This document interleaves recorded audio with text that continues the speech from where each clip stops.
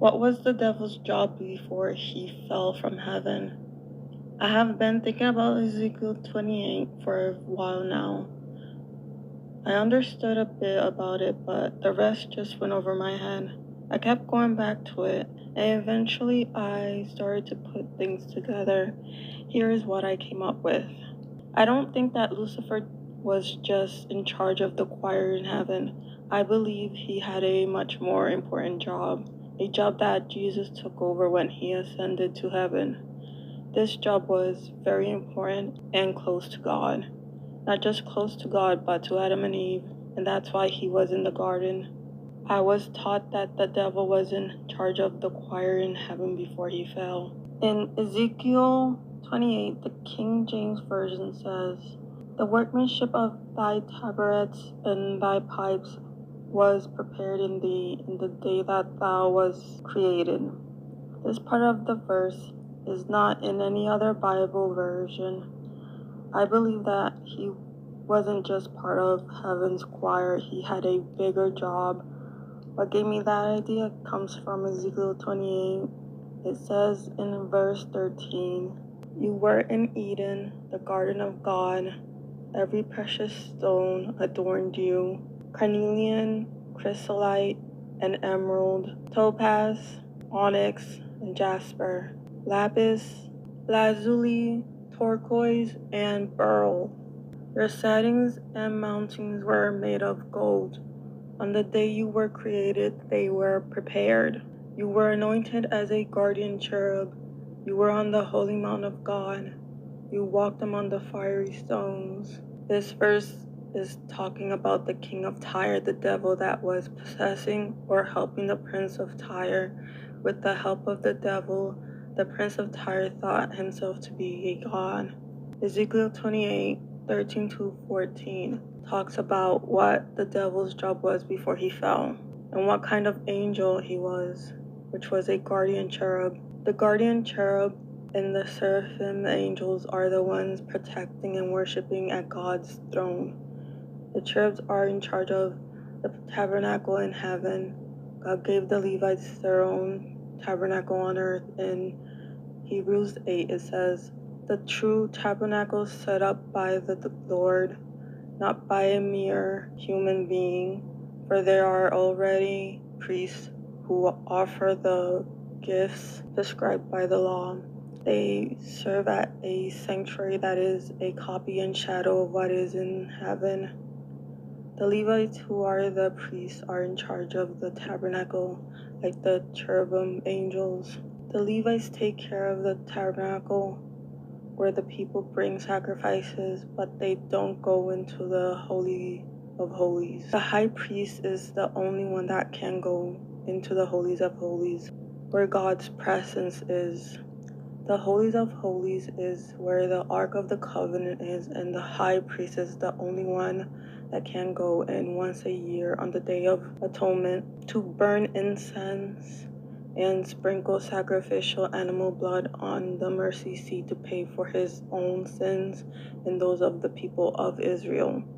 In heaven, there's an altar with coals that in Isaiah 6, verse 5-7 says, "A seraphim gets a coal from the altar to atone for Isaiah's unclean lips." In Revelation 8, verses 3-4, an angel with a censer takes incense and the prayers of all the saints to offer it on the altar before God on his throne. In Revelation, it doesn't say what type of angel is offering the incense and prayers to God. However, just like the Levites, there is only a certain type of angel that is in the presence of God and the altar.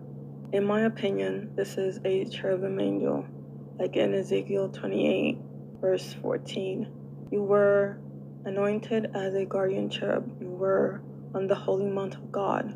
You walked among the fiery stones. This angel is the devil. When he was in Eden, he had access to the holy mount of God, which is God's very presence. The fiery stones are the coals in the altar in heaven where offerings, incense are burned.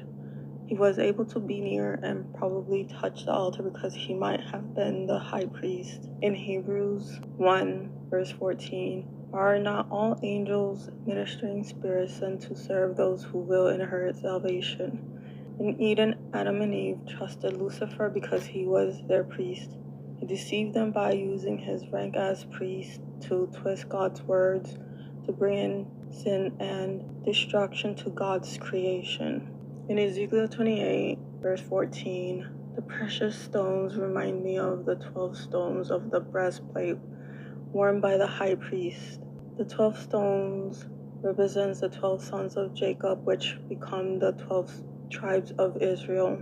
In this case, there are 9 stones, which in my opinion represents the 9 types of angels: seraphim, cherubim, thrones, dominions, virtues, powers, principalities, archangels, and guardian angels. Just like the high priest of the Levites wear a breastplate with 12 stones on them, the high priest in heaven also wears a breastplate with 9 stones on it. The main purpose of the high priest's breastplate was to remind him that he represents all the people as mediator and intercessor before the Lord. This also may apply to the high priest in heaven for the angels. In Ezekiel 28, the King James Version says, "The workmanship of thy tabrets and at thy pipes was prepared in thee in the day that thou was created." This verse talks about the devil being created with musical abilities to worship God. Of the 12 tribes of Israel, the Levites are in charge of worship. David ordered the Levite leaders to appoint a choir of Levites who were singers and musicians to sing and play instruments in 1 Chronicles 15, verse 16. When the devil fell from heaven, the position of the high priest was vacant, so someone had to take his place, and that someone was Jesus. When he died and resurrected, he became the great high priest in heaven.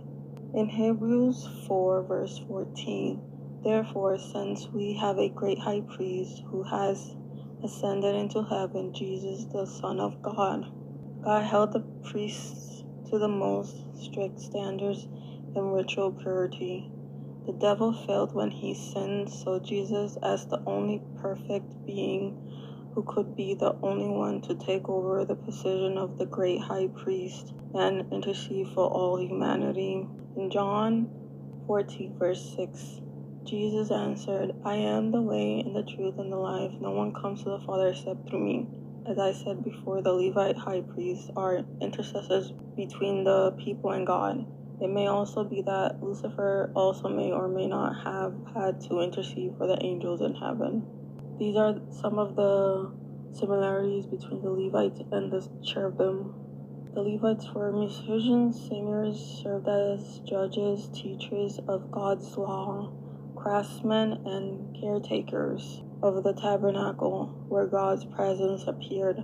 They were the only ones allowed in the presence of God. The cherubim's job in heaven is to worship and praise God, guard and attend to Him, and guard holy places like the Garden of Eden. Angels are ministering spirits, as in Hebrews 1, verse 14. In conclusion, I hope this made sense and it was clear. Maybe there is more to the story than we have been taught. This may explain why Lucifer was in the garden and the severity of what he did in the garden. What are your thoughts? Thank you for listening.